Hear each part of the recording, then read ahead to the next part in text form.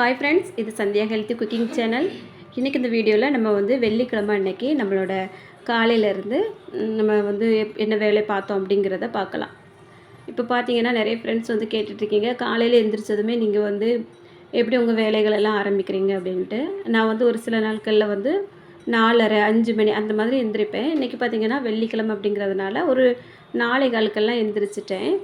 ஏன்னா காலையிலே விளக்கு வச்சு சாமி கும்பிடணும் அப்படிங்கிறதுனால எந்திரிச்சதுமே குளிச்சுட்டு அதுக்கப்புறமா வாசல் எல்லாம் தூத்து தொளித்து நம்ம சாமி கும்பிட்டதுக்கு வந்தாச்சு. இப்போ பூ நேற்று வாங்கி வச்சுருந்தது, வேறு வேலைகள் இருந்ததுனால கெட்டி வைக்காமல் வச்சுட்டேன். இப்போ அதில் கொஞ்சமாக பூ கட்டியிருக்கேன். நம்ம தொடுத்து நீளமாக தொடுத்து போடலை அப்படின்னாலும் கொஞ்சம் கொஞ்சம் அந்த ஃபோட்டோவுக்கு மேலே வைக்கிற மாதிரியாவது கட்டிக்கிடலாம் அப்படின்ட்டு கொஞ்சம் கெட்டி எடுத்துகிட்டு அதை கட் பண்ணி மேலே வச்சுட்டு அதுக்கப்புறமா நம்ம நார்மலாக எப்போவும் விளக்கு எப்படி வச்சு சாமி கும்பிடுவோமோ அதே போல் தான் கும்பிட்டுட்டு அதுக்கப்புறம் நம்ம வேலைகளை ஆரம்பிக்கலாம் அப்படிங்கிற மாதிரி நான் வேலையை ஆரம்பிச்சிட்டு இருந்தேன். இப்போ நான் எப்போவுமே இந்த மாதிரி பண்ணுவேனா அப்படின்னு நீங்கள் கேட்டிங்கன்னா கண்டிப்பாக இல்லை. ஏன்னா நான் டெய்லரிங் வேலை செய்கிறதுனால ஒரு சில நாட்களில் கொஞ்சம் அவசரமாக வேலைகள் இருந்தது அப்படின்னா எந்திரிச்சதுமே அப்படியே மிஷினில் உட்காந்துருவேன். அது நான் நிறைய டைம் சொல்லியிருக்கேன். உட்காந்துட்டு கொஞ்சம் நேரம் மிஷினில் வேலை பார்த்துட்டு அதுக்கப்புறமா ஓடி சமையல் பண்ணுற மாதிரியே பார்த்துட்ருப்பேன். அப்போ நமக்கு எப்படி இருப்போம், நைட்டு தூங்கும்போது இந்த மாதிரி படுத்துருப்போம், நைட்டியோடையே இருப்போம் இல்லையா, அதே மாதிரி தான் நடந்துகிட்ருக்கோம். அன்றைக்கி நாள் பார்த்திங்கன்னா கொஞ்சம் மந்தமாகவே போன போல் இருக்கும், நம்மளுக்கு ஏதோ நிம்மதியே இல்லாத போல்.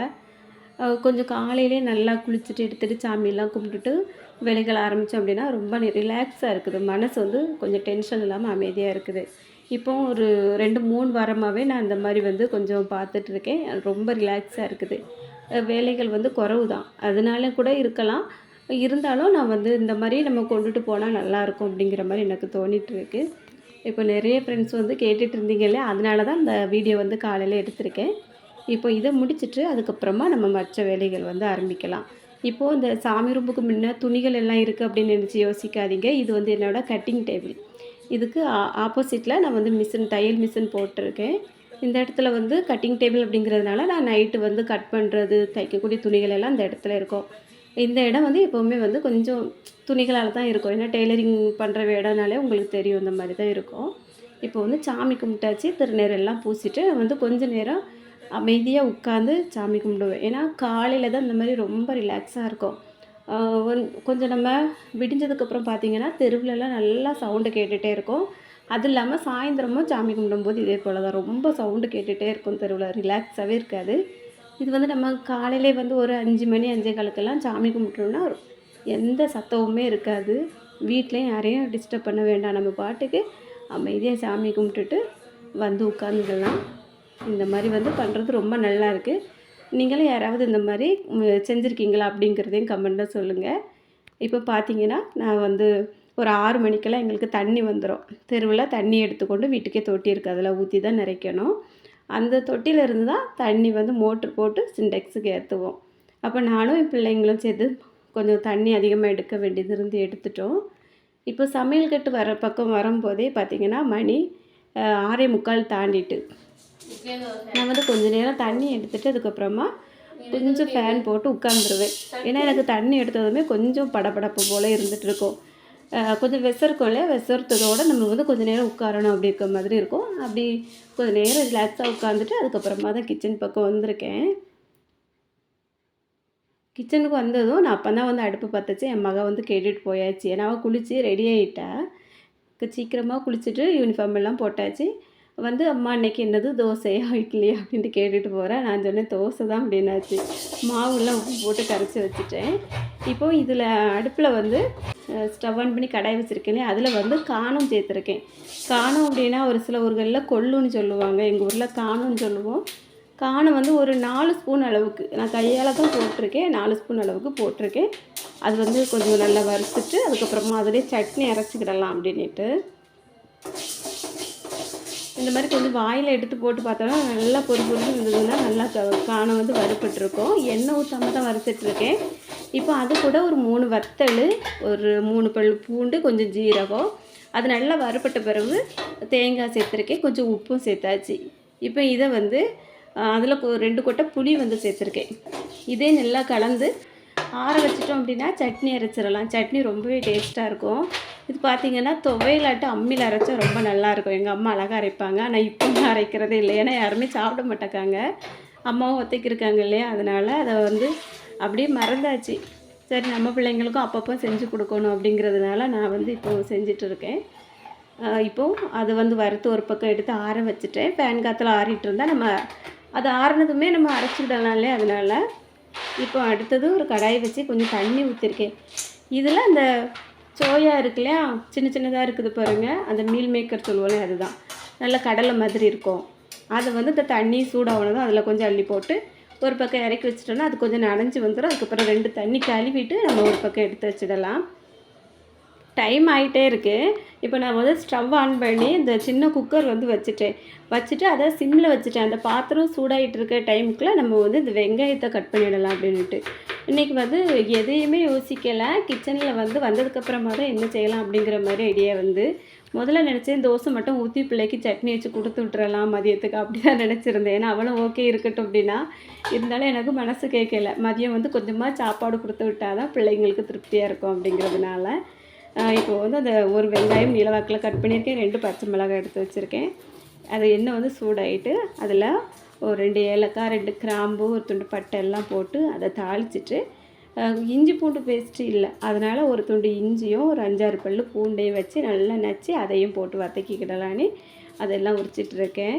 இப்போ வந்து இந்த நம்ம வந்து வாசனைக்குள்ள பொருட்கள் எல்லாம் போட்டிருக்கோம் இல்லையா, அது நல்லா பொரிஞ்சிட்டு அது கூட அந்த கட் பண்ணி வச்சுருக்க வெங்காயமும் பச்சை மிளகாயும் சேர்த்துட்டு அது வதங்கிட்டு இருக்க டைமில் நம்ம வந்து மிச்ச வேலைகளெல்லாம் பார்த்துட்ருக்கலாம். பார்த்திங்கன்னா இன்றைக்கி சிங்கில் கொஞ்சம் பாத்திரமும் அப்படியே கிடக்குது. நைட்டு வந்து பாத்திரம் கழுவாமல் இருந்து போச்சு, சாப்பிட்ட பாத்திரம்லாம். அது காலையில் எழுந்திரிச்சு எனக்கு கழுவுறதுக்கு கொஞ்சம் கஷ்டமாக இருந்து மற்ற வேலைகள் இருந்ததுனால அதை அப்படியே விட்டுட்டேன். அதனால் வந்து நமக்கு கொஞ்சம் இடைஞ்சலாகவே இருக்குது. ஏன்னா அந்த இடம் ஃப்ரீயாக இருந்தால் தான் நல்லாயிருக்கும் இல்லையா, அதனால் இப்போது அந்த இஞ்சி பூண்டு பேஸ்ட்டும் சேர்த்துட்டு இடித்ததை இப்போது தக்காளியும் கட் பண்ணி சேர்த்துக்கலாம். ஒரே ஒரு தக்காளி தான் சேர்த்துருக்கேன். இப்போ நம்ம நார்மலாக சேர்க்குறதா இருந்தால் இன்னொரு தக்காளி கூட சேர்ப்போம். ஆனால் சாப்பாடு ரொம்பவே கொஞ்சமாக தான் வைக்க போகிறேன். 1 கப் அரிசி தான். 1 கப் அரிசினா ஒரு 1/4 கிலோ தான் இருக்கும். 250 கிராம் அரிசி அவ்வளோ தான் வைக்க போகிறேன். இப்போ வெங்காயம் தக்காளி எல்லாம் வதங்கினட்டும் நான் வந்து இந்த மீல் மேக்கர் வந்து நல்லா தண்ணியில் ஊறி இருந்து இல்லையா, அதை 2 தண்ணி கழுவிட்டு நல்லா பிழிஞ்சு சேர்த்துட போகிறேன். ரொம்பவே டேஸ்ட்டாக இருக்கும். இது கூட வந்து குழம்பு மசாலா ஒரு 1/2 ஸ்பூன் சேர்த்துருக்கேன். 1/2 ஸ்பூன் வந்து வத்தல் தூள் சேர்த்துருக்கேன். சாப்பாடு கொஞ்சமாக வைக்கிறதுனால இந்த மாதிரி சேர்த்துட போகிறேன். எப்போவுமே வந்து அந்த அளவுகள் எல்லாமே ஒரு குத்து மதிப்பாக சொல்லவே முடியாது. நமக்கு எவ்வளோ வருதோ அதுக்கேற்ற மாதிரி நமக்கு தெரியும் இல்லையா, இதுக்கு இந்த மாதிரி போட்டால் நல்லாயிருக்கும் அப்படிங்கிற மாதிரி அதுக்கேற்ற மாதிரி நான் சேர்த்துட்டு பார்த்துடுவேன் ஒரு டைம் எப்படி இருக்குது அப்படின்ட்டு. இப்போது இந்த கறி மசாலா பவுடர் கொஞ்சம் இருந்து அதையும் வந்து ஒரு 1/2 ஸ்பூன் அளவுக்கு சேர்த்துருக்கேன் வாசனைக்காக. கடைசியாக கொஞ்சம் கவரில் தயிர் இருந்தது, ஒரு 2-3 ஸ்பூன் இருக்கும், அதையும் சேர்த்துட்டு நல்லா மிக்ஸ் பண்ணி விட்டுறலாம். இந்த தயிர் பார்த்திங்கன்னா வாங்கி வச்சாலும் ஓட்டை போட்டு சாப்பிட்டுட்டு வச்சுருக்காங்க. அதையும் சேர்த்தாச்சு. இப்போ அதை நல்லா மிக்ஸ் பண்ணி விட்டுட்டு தேவையான உப்பும் இதில் சேர்த்து மிக்ஸ் பண்ணியாச்சு.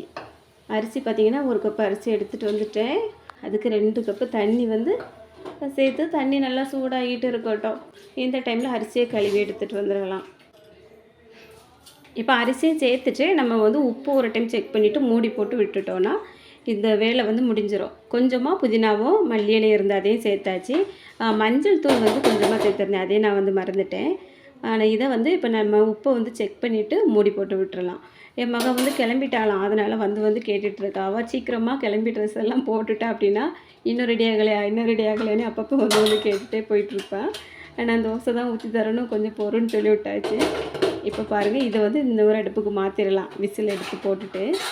ஏன்னா அந்த பக்கம் அடுப்பில் நம்ம வந்து தோசை ஊற்றுறதுக்கு நல்ல வாய்ப்பாக இருக்கும். தோசை ஊற்றி கொடுத்துட்டோம் அப்படின்னா அவள் சாப்பிட்டுட்டே இருப்பாள். அந்த டைமில் மிச்ச வேலைகள் வந்து பார்த்துடலாம்.